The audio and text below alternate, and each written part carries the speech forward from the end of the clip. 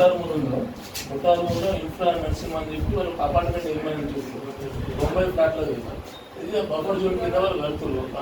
ఇంతకుముందు కూడా గతంలో మేము ఇవ్వడం జరిగింది. మన ఎడ్యుకేషన్కి ఎలాంటి యాక్షన్ లేదు. అదే మున్సిపల్ వాళ్ళు ఏమన్నారు, మున్సిపల్ వాళ్ళు ఎడ్యుకేషన్ అని వాళ్ళు ఎక్కడ పెడితే ఇరిగేషన్ మున్సిపల్ వాళ్ళు మరి అగ్నిమాపక ఈ 3 గంటకి జాయింట్ సర్వే ఇస్తామని చెప్పారు. దాదాపు 2 months అయింది, 3వసారి మీకు ఇవ్వడము. మరి దీని మీద తొందరగా యాక్షన్ తీసి ఇది అపార్ట్మెంట్ నిర్మాణం ఇమీడియట్గా మీరు నిలిపివేయాలి. దీని మీద ఎన్ఓసీతో కూడా రద్దు చేయాలి. ఓకేనా సార్?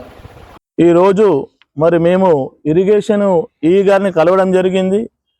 ఏదైతే గతంలో 2 సార్లు కూడా మేము కొటార్మూర్లోని పెరికిటిగాల అపార్ట్మెంట్ ఏదైతే 90 ఫ్లాట్ల అపార్ట్మెంట్ నిర్మాణం జరుగుతుందో నరసింహ ఇన్ఫ్రో అని చెప్పేసి వారి సంస్థ వాళ్ళు నిర్మించే ఈ అపార్ట్మెంటు పూర్తిగా బఫర్ జోన్ కిందికి రావడం జరిగింది.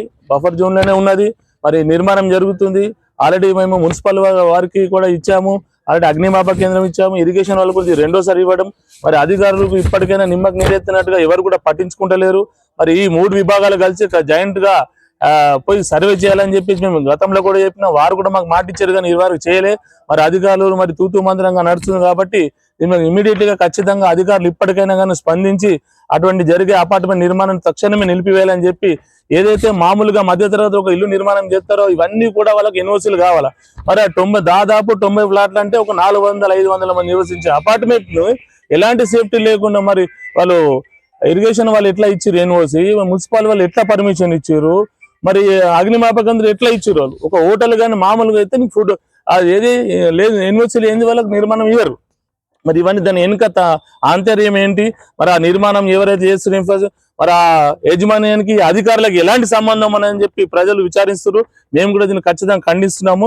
ఇప్పుడే తక్షణమే ఈ 3 విభాగాలు ఏదైతే మున్సిపల్ కానీ అగ్నిమాపక కానీ ఇరిగేషన్ వాళ్ళు మీరు ఇమ్మీడియట్గా జాయింట్ సర్వే నిర్వహించి ఆ బఫర్ జోన్లో ఉన్న ల్యాండ్ ఇమ్మీడియట్గా తక్షణం స్వాధీనం చేసుకొని ఆ నిర్మాణం ఆపి కూల్చేయాలని చెప్పి మేము డిమాండ్ చేస్తున్నాం.